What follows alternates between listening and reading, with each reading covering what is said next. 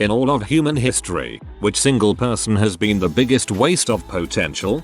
Antoine Lavoisier, the man basically responsible for the conversion of alchemy into chemistry, an absolute genius who was executed during the French Revolution by a political enemy. The judge that sentenced him declared that the revolution didn't need scientists. In fairness, he worked for their version of the IRS, which, well, imagine if today, all your taxes were assessed by Martin Shkreli, collected by Blackwater mercenaries, and if you had any issues at all you had to do it through Comcast customer service. Would you possibly be inclined to guillotine some of the people responsible? Évariste Galois, a great mathematician who made astounding contributions to mathematics, only to die aged 21 in a duel. Had he only lived. He had a freaking rough life. Bad luck at every turn. Example, he failed his entrance exam to university, in part because his father committed suicide earlier that week. James A. Garfield came into office as one of the most qualified presidents in American history, having been a hero in the American Civil War and radical Republican congressman. He grew up very poor and his rise in prominence lends to his charisma and intelligence. In the time he was in office he purged federal corruption and advanced African American civil rights. Less than a year into his term he was assassinated by some corrupt goon, salty about his job applications being rejected by his administration.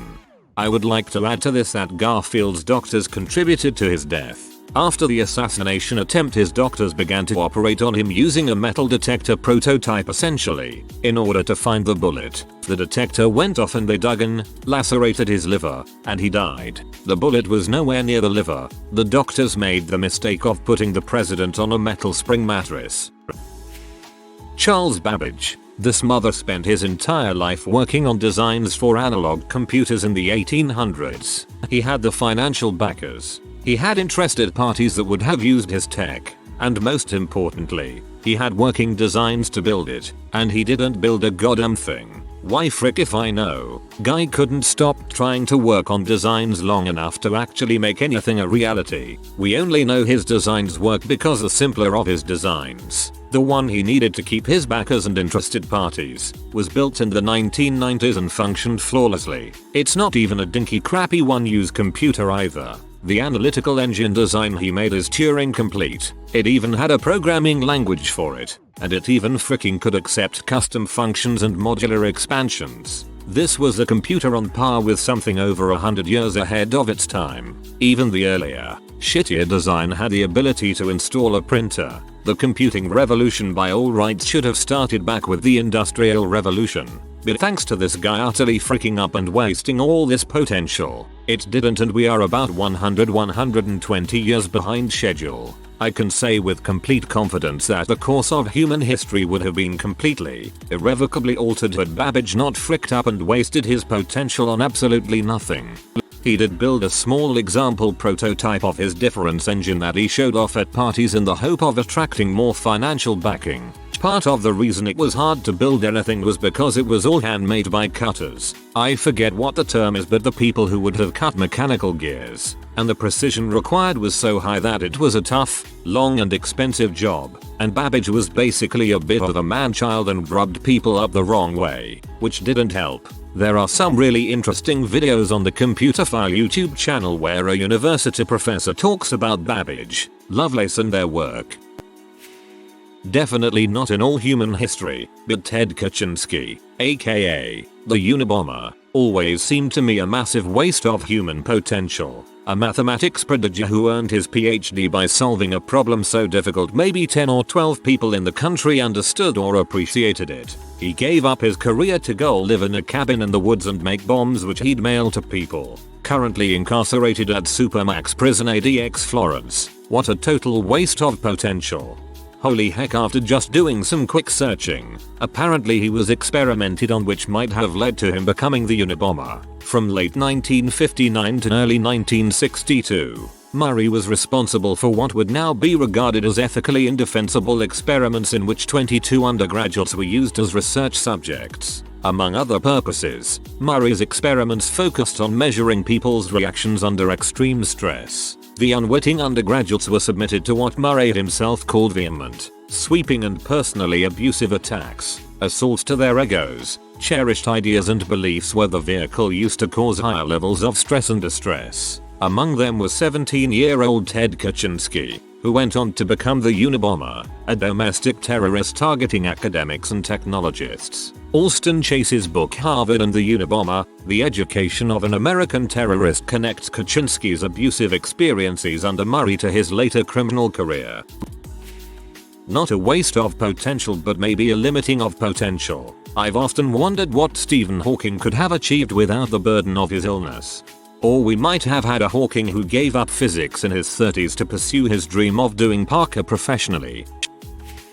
My first thought is of Alexander the Great, because despite all he did, he died at a really young age without accomplishing much more. I don't think he's the biggest waste of potential ever. There's plenty of nameless people throughout history who qualify, I'm sure. I wonder what would have happened if Alexander had time to secure and consolidate his empire.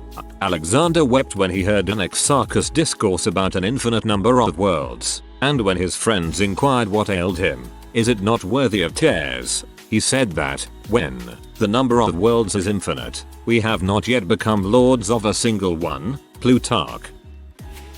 Galois was an absolute genius, developed much of the foundation of abstract algebra, and proved that it is impossible to develop a formula for the roots of a polynomial of degree 5 or more. When he was 20 he was killed in a duel. In a similar vein, Abel, who lived during the same time frame and worked in many of the same fields, they both developed group theory independent of one another, died at 26 from tuberculosis. I often wonder how much more could have been accomplished had they not died so young. The thing that makes this really interesting sad is that he submitted a paper basically containing the core of the modern Galois theory when he was 17. It was rejected, and although he tried it with modified versions 2 more times, they both got rejected as well. After that he was so frustrated that he spent his time with politics, got a bit radical, went to prison several times and then finally died in that duel you mentioned. A few years ago I had a 45-minute oral exam on Galois theory and it's some serious brainfuck just to try to understand it. I cannot imagine how much genius has to be involved to think up something like that when you are only 17. He would have done amazing things in mathematics if he lived longer. Edmund Albius, 1829 to 1880. He was a slave living in the French Bourbon colonies in the early 1800s and discovered the hand pollination technique for the vanilla bean plants in his early 20s, which before could only be cultivated in the Central Americas and had no efficient means of being cultivated elsewhere. As a child, his master sent him to work with a botanist on the island named Ferial Beaumont, who taught Albius about horticulture. After discovering this technique, the vanilla industry exploded in France. Rose water soon became replaced by vanilla as an aromatic ingredient. In fact, Thomas Jefferson, who was a huge Francophile, brought vanilla to the United States when he learned about it. Unfortunately, being a black slave, Albius never received credit for his work, nor did he profit from it. He was emancipated in 1848 and died in poverty in 1880. Branwell Bronte. He was seen as the prodigy of his family and was expected to make a name for himself as a great artist and intellect. Instead he peeled away his potential with alcohol and drugs and accomplished next to nothing before his early death, while 3 of his sisters, Charlotte, Emily and Anne, went on to publish some of the greatest novels of the 19th century, before their early deaths as well. Robert Kennedy. He was on his way to being president, supported minorities and the poor, had a large amount of influence with his family name, and all of it was lost because of an assassination. JFK Jr. would be a strong contender for the list, too. Actually, really a bunch of Kennedys if they hadn't been killed or killed themselves. Évariste Galois discovered a new property of numbers and algebraic methods purely from intuition, as opposed to vigorous analytics, died in a duel at a young age. Among men of a certain class, your honor and your reputation were paramount. You wouldn't be hired by someone if you were seen as having no honor. People did not seek your acquaintance or seek to associate with you if your reputation was poor. If someone besmirched your honor or denigrated your reputation, you were all but required to deal with it. Similarly, if someone challenged you to a duel over a slight against their honor reputation, you were all but obligated to accept for the same reasons. So yes, In one regard he could have not dueled, but then he would not have been received in polite, genteel company and would have found finding a patron difficult, finding meaningful employment all but impossible, and he likely would have been excluded from academics as well. Alan Turing, considered to be the father of modern computing. He was chemically castrated for being gay and subsequently killed himself at age 41. Don't know about all of humanity, but in India we have this guy called Rahul Gandhi. Despite the surname, he isn't related to the Gandhi who inspired MLK Jr. or Siv. What he is though, is a scion of the family of the first Prime Minister of India, Nehru, who was chosen to lead the country by Mahatma Gandhi himself. So Rahul's great-grandfather was the founding Prime Minister of India. His grandmother created Bangladesh and was assassinated in office. His father succeeded her and he got assassinated too. His mother Sonia was an Italian au pair. She wanted to keep her kids away from politics because her husband and mother-in-law were assassinated. She however got into politics and despite not knowing Hindi well and not being Indian, led her party to victory and ruled through a puppet for 10 years. Now though, she is dying of cancer, and her son is leading the party. He, despite coming from such an intense political background, is totally useless at it. Their political party has gone from ruling at the center in several states to not even being the primary opposition party and being ousted for power from even their safe areas.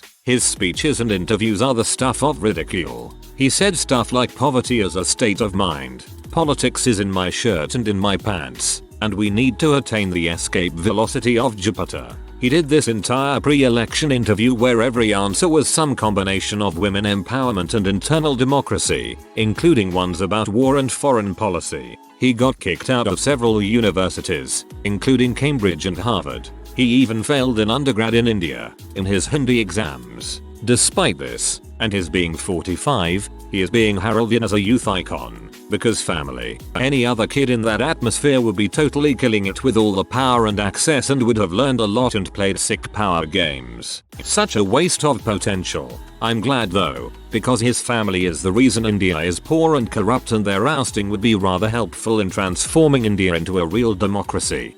Poverty is a state of mind. That's some Jaden Smith level stuff.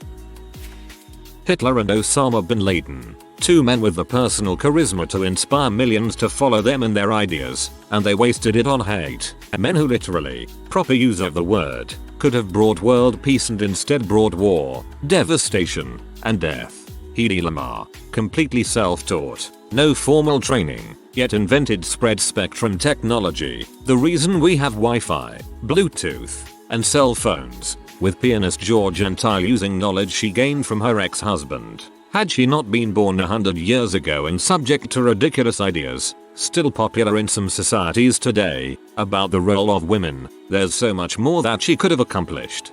I don't think those men could have become the leaders they were if they proclaimed peace.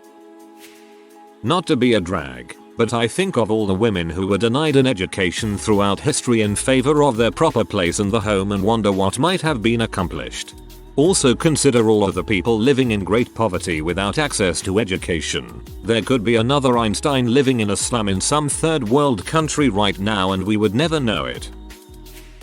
Thomas Midgley Jr. He was a highly successful, multiple award-winning chemical engineer who invented or helped invent two massively successful products that came to used around the world for decades. Unfortunately, those two products were tetraethyl lead for leaded gasoline, and chlorofluorocarbons, CFCs. Each is amongst the most atmospherically destructive chemicals in human history, with TEL being additionally responsible for mind-blowing massive global neurotoxicity problems in humans, and lead pollution in the environment. This wasn't a guy who had potential and didn't use it, he met his full potential, in ways that have caused immense and nearly irreparable harm to humanity and Earth. And he died like a mad scientist being killed by his own invention. Awesome guy. The Zodiac Killer. This sucker had the brain to design cryptograms or ciphers that some of which remain unsolved, but used it to kill people and taunt the media. He really wasted his potential by becoming an Ashat senator for Texas. Jesus was a decent carpenter, but he left all that behind to pursue other career interests that ultimately led to his death. Heck of winemaker too, I hear. I'll cheat and say the entire Manchester United team of 1958, aka the Busby Babes, one of the greatest football, soccer, teams in history, crippled by a plane crash. Horrible tragedy. Athletes or musicians in places of the world that a sport or instrument isn't played. How many potential Wayne Gretzky's or Johnny Cash's have there been in other parts of the world where hockey and guitar music aren't parts of life? John Kennedy Toole. He wrote the greatest book ever, A Confederacy of Dunces, but killed himself after his favorite publisher rejected his book. His mom got it published and it won the Pulitzer Prize. He was only 31. Lenny Bias. He was drafted by the Celtics second overall in the 1986 NBA draft and died of a C overdose 2 days later while celebrating with friends. Many sports writers believed he had the potential to be a Michael Jordan-like player, but instead died before he even had a chance to play professionally. Most sports writers agree he would have been more like Clyde Drexler. Nevertheless, we were robbed of his great NBA career due to a tragic event. Not a waste of potential, we just lost it too soon. But Amy Winehouse. Holy heck, could that woman sing jazz like some of the greats. I'm really sad no one stepped in and got her out of the hole she was spiraling into. R.I.P.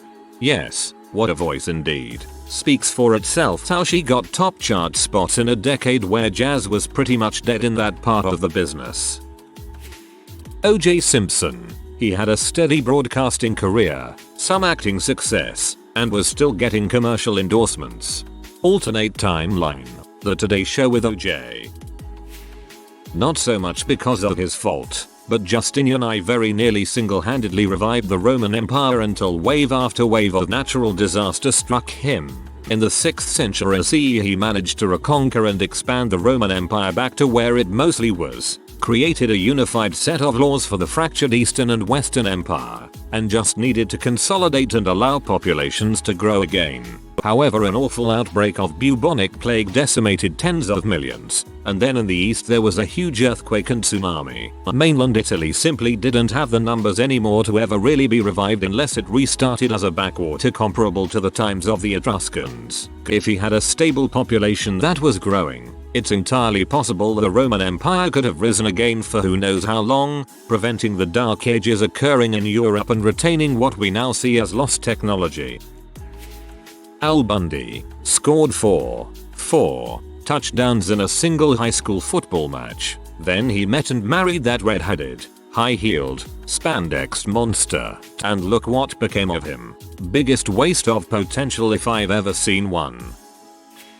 Looking just at the sphere of acting, Lindsay Lohan could have been a massive star today if she didn't completely ruin her life with drugs, alcohol, and drama. I mean, she's still young. Look at Robert Downey Jr. to see that it can work out. Of course, he is a man and the rules are different for female actors who start getting cast as leads mom at about 30. How about Buddy Holly? Managed to be an enormously influential popular musician during a career that lasted about 4 years beginning at the age of 18. He was one of the Beatles' biggest influences as well. Imagine what he could have done if he had existed in the 1960s. Wouldn't be the biggest, but I feel like Aaron Swartz could have contributed so much more to tech. The man was clearly brilliant and didn't deserve the punishment that ultimately led him to suicide. Pretty heartbreaking. Maybe not biggest in all of human history, but the first name that came to my mind is Bobby Fischer. After winning the World Chess Championship, he essentially went insane. A computer analysis of many of the most famous players' games put Fischer as the most accurate player of all time, even above Kasparov. Granted, this was in 2008, when computers were considerably weaker than they are now, and before the rise of Magnus Carlsen, but the point still stands. And this was with him disappearing off the scene at the age of 29. Imagine what he could have done if he had never stopped playing. Catherine the Great's son. He was smart and desired to learn how to rule and command so he could be as influential as Catherine. She was so afraid of a coup that she refused to let him learn, so he turned into a lazy good-for-nothing. I don't know, but on the flip side I have to admire how Drake has made it big time in spite of having no natural talent. I have this book called The Biographical Dictionary of Literary Failure, which talks about people who could have been as big in classical literature as Dickens, Dante, Kafka, or even Shakespeare, but for one reason or another their work was lost to history, or never written at all. Some examples. Casimir Adamowicz Kostrowski, who, like Kafka, Dickinson, and Virgil, asked his friends to burn his work in the event of his death. Unlike the authors we've heard of, the friend actually did it. Jürgen Kittler, whose works in the 1970s were, possibly, so devastatingly revolutionary that they were never published. Copies of these works, possibly, exist, but they're, possibly, under government embargo, not to be released for 100 years. Although Orchid, whose entire body of work exists only in the deceased language of Cimbrian.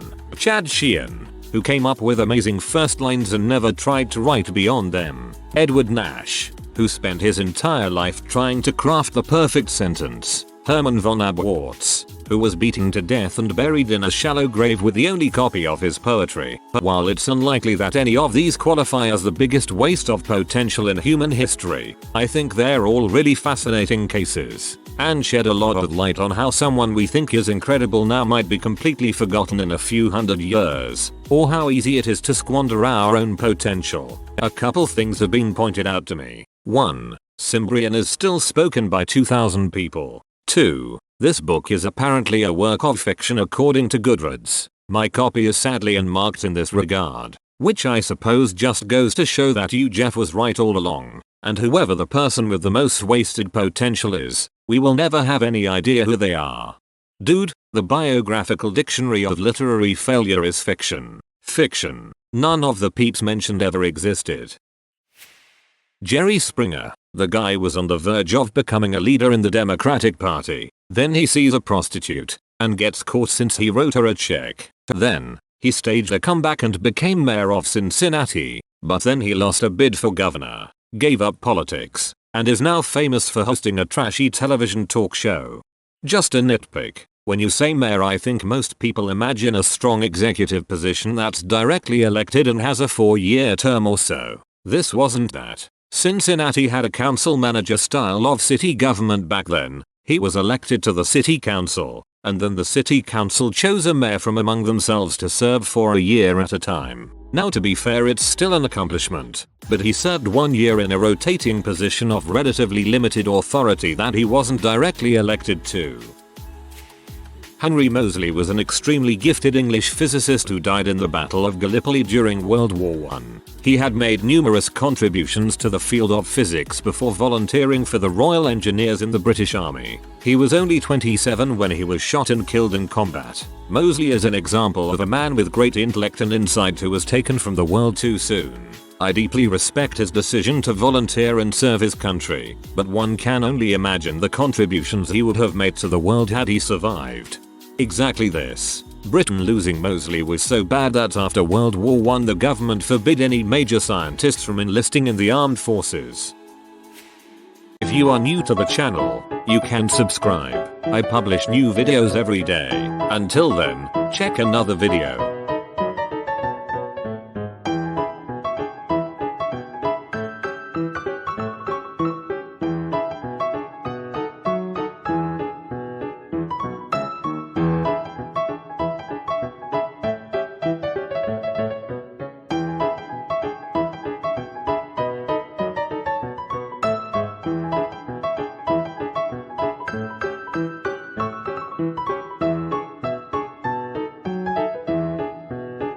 Bye for now.